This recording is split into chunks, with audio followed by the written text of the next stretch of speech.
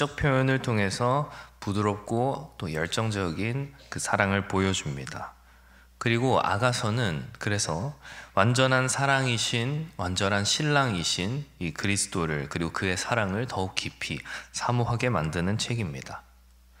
오늘 우리가 살펴볼 본문에서는 사랑하는 자들 사이에 긴장과 또 기다림을 우리는 발견하게 됩니다. 본문이 보여주는 그 사랑의 긴장과 기다림 속에서 완전한 사랑을 향한 우리의 마음의 방향을 발견하게 되는 것입니다. 깨어있는 사랑이란 결국 완전한 신랑이신 예수 그리스도를 향한 사랑으로 나아가게 됩니다. 이 땅에서의 불완전한 사랑의 경험들은 우리를 더 완전한 사랑으로 인도해 가는 그림자가 됩니다. 완전한 사랑은 그리스도 안에서만 완성되는 것입니다. 그래서 신부가 신랑을 찾아 헤매는 아가서의 이야기는 우리가 하나님을 찾아 나아가는 우리의 믿음의 여정과 닮아 있습니다. 그분이 우리가 때로는 멀게 있는 것처럼 느껴지다가도, 그리고 가까이 있는 것 같다가도 하는 그 모든 과정들이 우리를 하여금 더 깊은 사랑으로 인도하는 것입니다. 본문 5장 2절에서 신랑은 신부를 다정하게 불렀습니다. 나의 누이, 나의 사랑, 나의 비둘기, 나의 완전한 자야, 문을 좀 열어다오. 신부는 어떻게 응답했습니까? 이 장면 자세히 보면 신부는 이미 잠자리에 들었는데도 그 마음은 깨어 있었습니다. 근데 갑자기 사랑하는 이의 목소리가 들려오는 것입니다. 문 밖에서 신랑이 신부를 부르는 것입니다. 신부는 주님의 부르심을 듣고, 신랑의 부르심을 듣고 마음으로 응답하려 했지만 그 안에는 조금의 망설임이 있었습니다. 우리에게 무엇을 보여줍니까? 사랑은 기다림과 또 긴장이 있다는 것입니다. 신랑이 얼마나 애틋하게 부릅니까? 나의 누이, 나의 사랑, 나의 비둘기, 나의 완전한 자야. 이 호칭 하나하나에 얼마나 큰 사랑이 담겨 있습니까? 특별히 나의 완전한 자야 이렇게 부르는 표현은 신랑의 눈에 신부가 아무런 흠이 없는 완전하게 보인다는 뜻입니다. 그러면서 청합니다. 내게 문을 열어다오. 바로 주님이 우리에게 원하시는 것입니다. 우리의 마음의 문을 열라는 것입니다. 이 장면은 사랑 속에 존재하는 기다림과 또 갈망, 그 안에 존재하는 긴장과 역동성을 보여줍니다. 성경은 종종 우리를, 하나님과 우리의 관계를 신랑과 신부의 관계로 표현합니다. 단순히 비유가 아니라 우리의 영혼이 하나님과 맺는 깊은 친밀함의 본질을 설명하는 것입니다. 하나님은 언제나 우리에게 가까이 다가오시기를 원하십니다. 그러나 우리는 종종 그분의 부르심에 즉각 응답하지 못할 때가 있습니다. 신랑이 말합니다. 내 머리에 이슬이, 내 머리털에 밤이슬이 가득하였다. 이 말은 그가 밤새도록 기다렸다는 것을 보여줍니다. 때로 사랑은 우리에게 불편한 순간에 찾아올 때가 있습니다. 준비되지 않은 순간에 말입니다. 우리는 주님이 부르실 때 얼마나 그 부름에 민감하게 깨어 있습니까? 종종 너무 바쁘거나 너무 피곤하거나 너무 무관심하여서 주의 음성을 놓칠 때가 있지는 않으십니까? 그러나 하나님은 우리에게 끊임없이 다가오십니다. 우리와의 관계를, 그 사랑을 깊게 하시기 위해서 끊임없이 우리의 마음 문을 두드리십니다. 본문의 신부 처음엔 망설였지만 결국 사랑하는 일을 위해서 일어납니다. 우리 역시도 그렇습니다. 망설이고 주저한다 하더라도 주의 사랑이 우리의 마음을 움직일 때 결국 그분께 반응하게 될 줄 믿습니다. 신부가 내 마음이 그를 향하여 흔들린다 표현했던 것처럼 주의 사랑은 우리의 마음을 움직이는 강력한 힘이 있는 것입니다. 우리의 무관심과 우리의 게으름을 뚫고 우리를 깨우는 능력이 주님께 있음을 우리는 보게 됩니다. 신부는 뒤늦게 신랑을 찾아 나섭니다. 망설임 끝에 겨우 문을 열었을 때, 부르심에 응답할 때 우리 삶에 일어나는 변화를 우리는 발견하게 됩니다. 주님은 지금도 우리에게 문을 열어다오 말씀하십니다. 더 깊은 관계 맺기 원하십니다.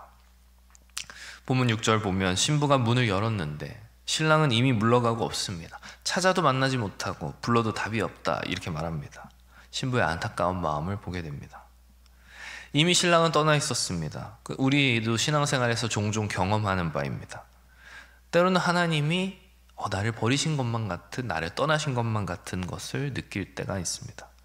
그분의 임재가 사라진 것 같은 영적인 건조함의 계절이 있습니다.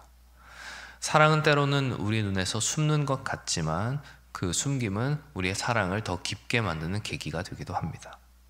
신부는 신랑을 찾아 나섭니다. 그 와중에 거절당하고 다칩니다. 7절을 보면 내가 상하고 또 내가 빼앗기기도 하였다. 하지만 그럼에도 불구하고 신부는 포기하지 않았습니다. 우리가 하나님을 찾는 여정에서도 때로는 상처 입기도 합니다.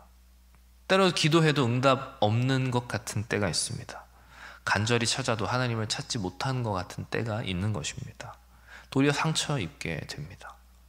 그러나 우리가 기억할 것은 우리가 하나님을 찾기 전에 먼저 하나님께서 우리를 위해 상하고 빼앗기고 심지어 죽임당하는 일이 있었다는 것을 우리는 기억해야 합니다. 하나님이 우리를 포기하지 않으셨으니 우리 역시 하나님을 향한 사랑을 포기하지 않는 것입니다. 깊은 사랑은 결코 쉽게 포기하지 않습니다. 신부는 8절에서 다른 이에게 사랑하는 이를 좀 함께 찾아달라 부탁합니다. 얼마나 이 사랑의 간절한지를 보여줍니다.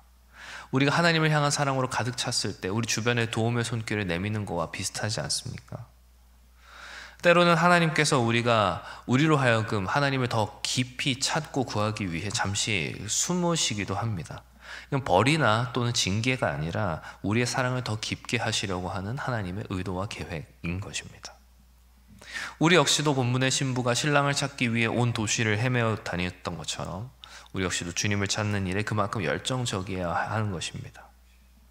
신부는 신랑을 찾으면서 점점 더 사랑의 깊이를 고백하게 됩니다. 그 사랑은 단순한 감정이 아니라 온 존재를 다해 찾는 간절한 열망이 되었습니다. 이것은 우리가 주님을 더 깊이 알아갈 때 경험하는 영적인 성장과도 같습니다. 초기에 감정적인 뜨거움으로 가득 찼다면 점점 더 나아가 깊은 헌신까지 나아가게 되는 것입니다. 사랑을 찾아 헤매는 과정은 결코 쉽지 않습니다. 종종 고통과 상처를 동반합니다. 그러나 그 과정을 통해서 우리의 사랑은 더 순수해지고 더 깊어지는 것입니다. 금이 불 속에서 정련되듯이 우리의 신앙도 시험을 통해 또는 고통을 통해 더 재련되는 것입니다. 신부가 내가 사랑함으로 병이 났다 이렇게 말하는 것은 사랑의 갈망이 얼마나 강렬한지를 보여줍니다. 우리도 이와 같아야 합니다. 하나님의 임재를 경험하지 못할 때 이러한 영적인 갈증과 굶주림을 느껴야 합니다. 병이 날 정도로. 왜냐하면 실제로 우리의 영혼의 건강에 영향을 미치는 것이기 때문에 그렇습니다. 9절을 보면 예루살렘 딸들 신부에게 묻습니다. 너의 사랑하는 자가 남의 사랑하는 자보다 나은 것이 무엇이냐? 신부는 자신의 사랑하는 사람 신랑의 아름다움을 이 예루살렘의 딸들에게 고백합니다. 그렇습니다. 사랑은 숨겨진 연심이 아니라 인격적인 고백과 깊은 연합입니다. 다시 말해 고백되어지는 것입니다. 표현되어지는 것입니다. 신부는 10절 이하에서 신랑의 아름다움을 자세히 묘사합니다. 머리는 어떻고 얼굴은 어떻고 자신이 사랑하는 이의 모든 것을 정성스럽게 하나하나 찬양합니다. 그리고 6장 3절에서 신부는 이렇게 고백합니다. 나는 내 사랑하는 자에게 속하였고 내 사랑하는 자는 나에게 속하였다. 나는 그에게 그는 나에게. 이런 상호 소유와 헌신의 표현은 사랑의 가장 깊은 단계를 보여주는 것입니다. 어디서 많이 들어본 표현이지 않습니까? 요한복음 15장 포도나무 비유에서 그가 내 안에 내가 그 안에 거하면 바로 이 연합을 본문은 보여주는 것입니다. 신부는 신랑의 아름다움을 노래하고 자신의 존재 전체가 신랑에게 속해 있음을 고백합니다. 이것은 단순히 내가 그를 사랑해 라고 말하는 것보다 훨씬 더 깊은 인격적, 존재적 사랑의 표현입니다. 나의 정체성, 자신의 정체성 자체가 사랑하는 이와의 관계 가운데 뿌리내리고 있다는 것을 지금 표현하고 있는 것입니다. 이건 우리가 그리스도와 맺는 관계의 본질을 보여줍니다. 그분께 완전히 속하게 되는 것, 그와 내가 하나 되는 것이 우리의 이 존재의 목적과 이유라는 것입니다. 우리가 그리스도께 드리는 신앙의 고백은 단순히 말이 아니라 우리의 존재를 그분께 드리는 것입니다. 나는 이제 주님께 속했습니다 라고 하는 고백은 우리의 신앙의 가장 깊은 표현이어야 합니다. 내가 당신께 속했습니다. 내가 주님께 속했습니다. 이건 우리의 정체성, 우리의 소망, 우리의 미래가 모두 그리스도 안에 있기 때문에 내가 그리스도 안에 속하여 살아간다고 고백하는 것입니다. 우리도 이 아가서의 신부처럼 내가 주님 안에, 주님이 내 안에 이것을 고백할 수 있어야 합니다. 신부가 신랑의 특별함을 묘사하면서 그의 전체적인 아름다움을 찬양했듯이 우리 역시도 그리스도를 바라볼 때 그분의 지혜, 그분의 자비, 그분의 능력, 그분의 사랑, 그분의 의로움 등 모든 측면에서의 아름다움을 발견하고 또 고백해야 합니다. 다른 이들에게 자랑할 수 있어야 됩니다. 우리 주님은 이런 분이셔라고. 신부는 말합니다. 16절에서 그 전체가 다 사랑스럽구나. 우리 역시도 그리스도의 일부가 아닌 그분의 모든 것을, 그분의 전체를 사랑해야 합니다. 주일에 들었던 말씀과 같이 우리는 부활의 영광뿐만 아니라 십자가에 못 박히신 예수 그리스도, 그가 받으신 고난까지도 사랑해야 하는 것입니다. 아가서의 신부는 우리에게 완전한 헌신과 깊은 연합의 모델을 보여줍니다. 이건 역시 우리가 나아가야 할 신앙의 목표점입니다.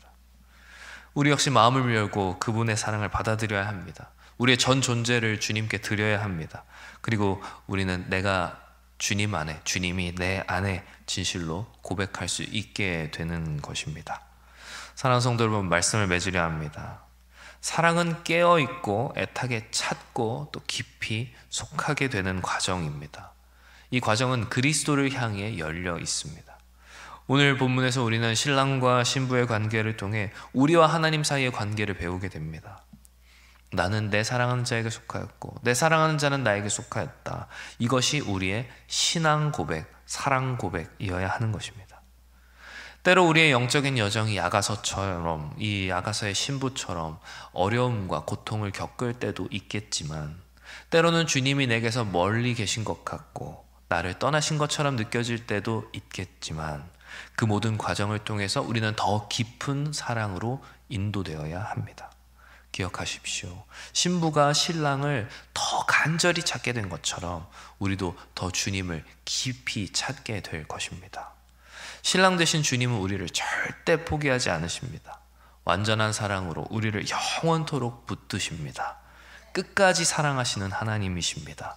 십자가에서 자신의 생명까지 내어주며 우리를 사랑하셨습니다. 이것이 우리가 오늘 응답해야 할 사랑입니다. 사랑하는 성도 여러분, 부디 바라옵기는 오늘도 이 깨어있는 사랑, 이 사랑의 사람들이 다 되셔서 주님과의 완전한 사랑으로 나아가는 그런 복된 저와 여러분들 다 되시기를 주님의 이름으로 축원합니다. 기도합니다.